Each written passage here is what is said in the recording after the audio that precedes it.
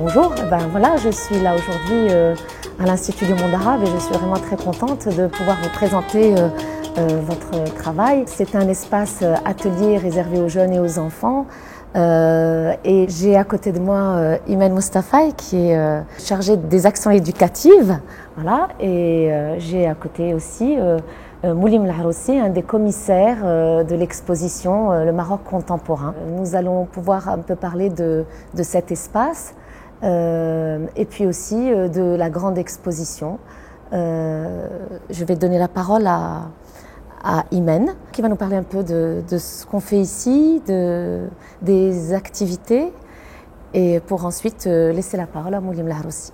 Merci Kenza, je suis ravie de présenter le travail des élèves d'Anatole France de Casablanca auprès de nos panneaux réalisés dans le cadre de cette grande manifestation, le Maroc contemporain.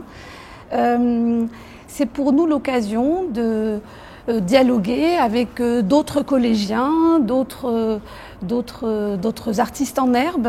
Nous avons profité de cette grande manifestation pour raconter le Maroc, pour l'illustrer avec cette création contemporaine. Et on est très content d'avoir mené à bien cette très belle expérience. Merci à tous ces élèves qui ont réalisé ces dessins pour illustrer les textes qui racontent le Maroc. Nous avons tenu, dans le cadre de cette exposition, raconter le Maroc par les arts. Une partie raconte le Maroc depuis les origines et l'autre raconte cette création artistique. Je laisserai Moulim nous donner les clés de cette création artistique, en tout cas les clés de compréhension. Nous recevons tous les samedis régulièrement dans cet espace des élèves qui s'inspirent des œuvres des artistes marocains. L'atelier Faire et défaire est un atelier basé sur le thème de la récupération. Je vous remercie encore une fois d'avoir réalisé ces très belles planches qui font écho à cette exposition sur le Maroc raconté par les arts. Merci à tous. Dans cet espace, on est en fait devant une déclinaison de l'exposition Le Maroc contemporain. Comme vous le voyez, c'est initié par la direction des actions éducatives. Notre manière de prolonger cette exposition, dont je suis le commissaire général avec Jean-Hubert Martin. Peut-être un petit mot pour vous expliquer ce que veut dire le commissaire. Un commissaire d'exposition dans le domaine artistique, bien entendu, c'est quelqu'un qui rassemble un certain nombre d'artistes pour exprimer une idée. Ici, l'idée, c'est le Maroc contemporain, bien entendu, mais pour montrer les origines de l'art contemporain marocain, on a été quand même obligé de revenir en arrière pour montrer l'art moderne et montrer la différence entre les deux. Par exemple, là, j'ai derrière moi un travail de Mohamed Melehi, qui est un artiste moderne, mais juste derrière, c'est Mohamed Ftaka, c'est un artiste contemporain. La différence, c'est quoi?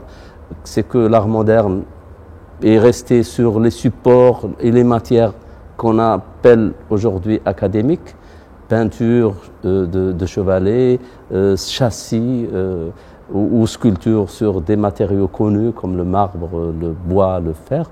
Mais l'artiste contemporain utilise tous les médiums possibles. Là, c'est une vidéo, mais avec d'autres, on va trouver des installations. C'est-à-dire un artiste qui récupère un certain nombre d'éléments et construit une œuvre en volume dans un espace, mais qui exprime une idée.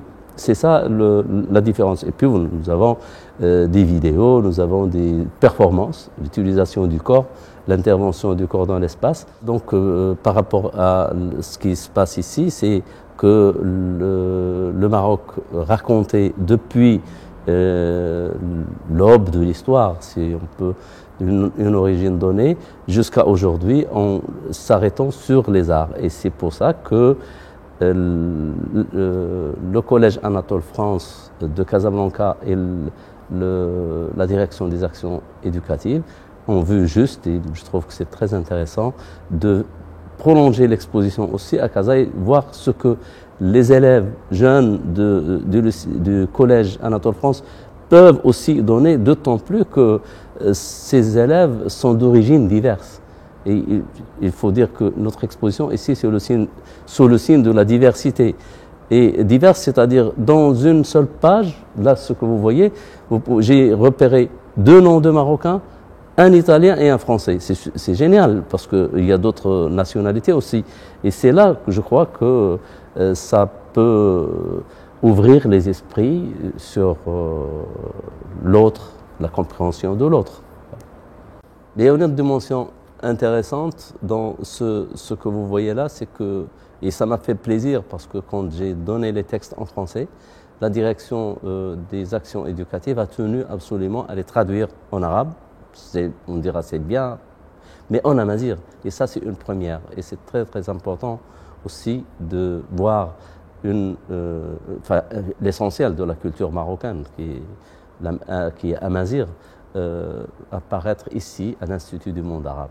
Ça c'est intéressant.